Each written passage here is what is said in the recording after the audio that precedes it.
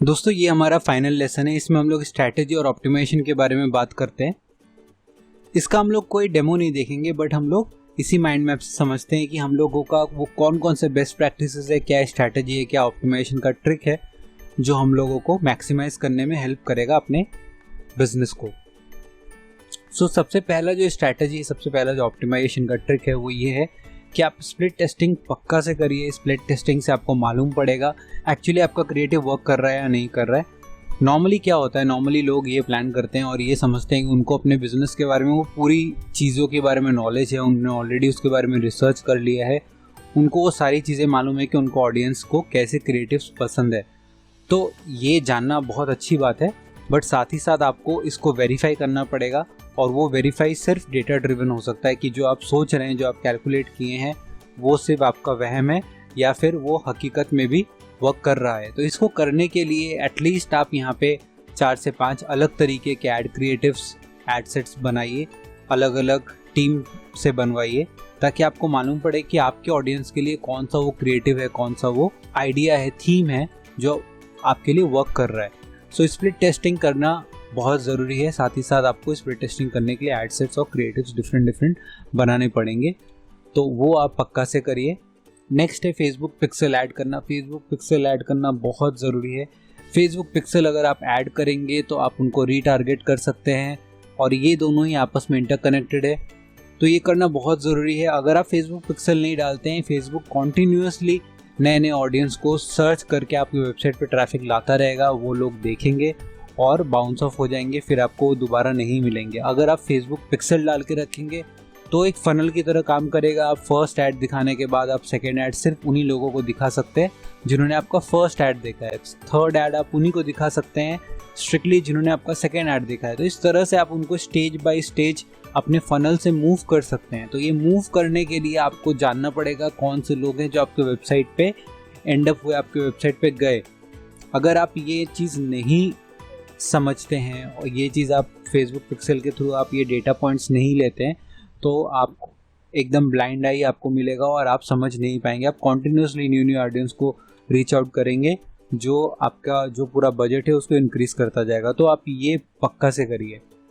जो हमारा next point है, बहुत लोग ये गलती करते हैं, वो एक ही ऑडियंस सेगमेंट बनाते हैं और उनको आगे रन करते रहते हैं कंसिडर करके कि हमारा सिर्फ एक ही प्रोडक्ट है। आपका एक प्रोडक्ट हो या फिर आपका एक पूरा पोर्टफोलियो हो, ऑडियंस अलग अलग तरह की होती है, सबका अलग अलग पर्सोना होता है, सब लोगों को अलग अलग चीज़ें पसंद आती है। तो आप ये सेगमेंटेशन करने के बाद ही आप ये जज कर सकते हैं कि आपका जो ऑडियंस है उनको क्या चीज़ें पसंद है और आप उसी हिसाब से उनको टारगेट कर सकते हैं। तो ये ऑडियंस सेगमेंटेशन बहुत ज़रूरी है। फ्रीक्वेंसी का बहुत ज़्यादा ध्यान रखिए, क्योंकि फ्रीक्वेंसी का अगर आप ध्यान नहीं रखते हैं तो आपका add multiple time same user को शो हो जाएगा और आपका जो बैलेंस है वो बढ़ता ही रहेगा अगर कॉन्टिन्यूसली वो सेम यूज़र को दिखाता जा रहा है। तो अगर आप फ्रीक्वेंसी सेट करके रखेंगे तो ऐड रेलिवेंट लोगों को दिखेगा, लिमिटेड टाइम के लिए दिखेगा, और अगर वो इंटरेस्टेड नहीं है तो ऐड उनके लिए स्टॉप हो जाएगी।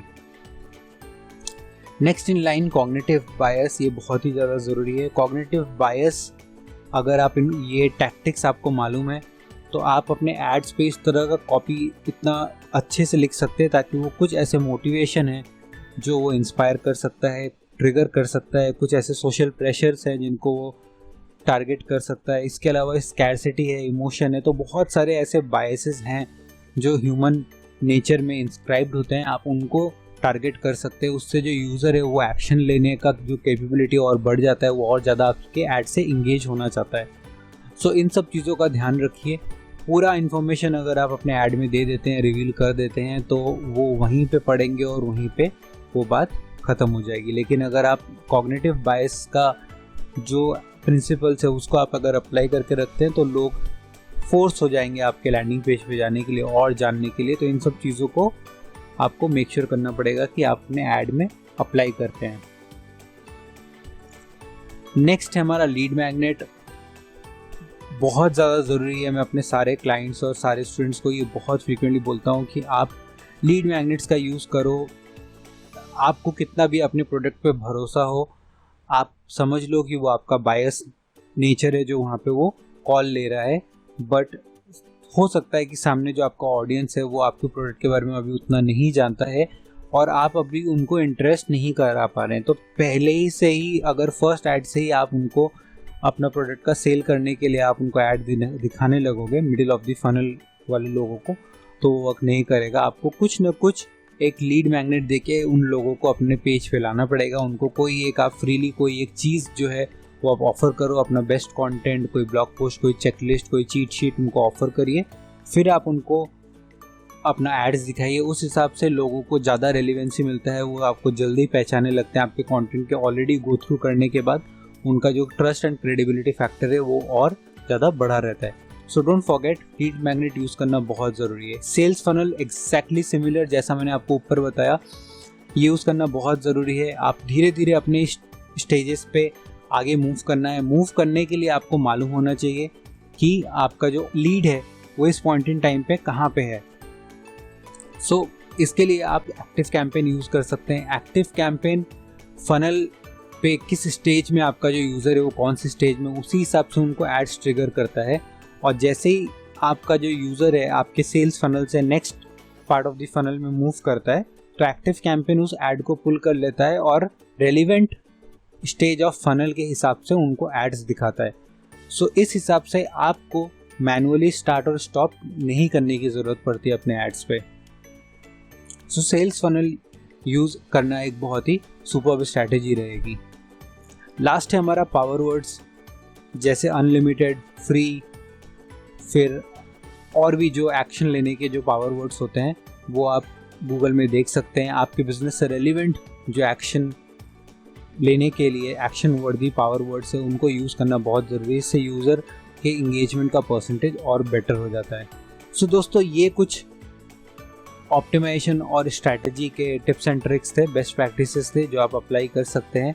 तो आप टिंकर अराउंड करिए इन सारे स्ट्रैटेजीज़ को लेके, इन सारे बेस्ट प्रैक्टिसेस को लेके, और देखिए कि आपका ऐड कैसे फंक्शन करता है और ओवर टाइम आप उसको उसी के बेसिस में ऑप्टिमाइज़ करिए। सो इसी के साथ दोस्तों हमारा ये कोर्स यहाँ पे एंड होता है।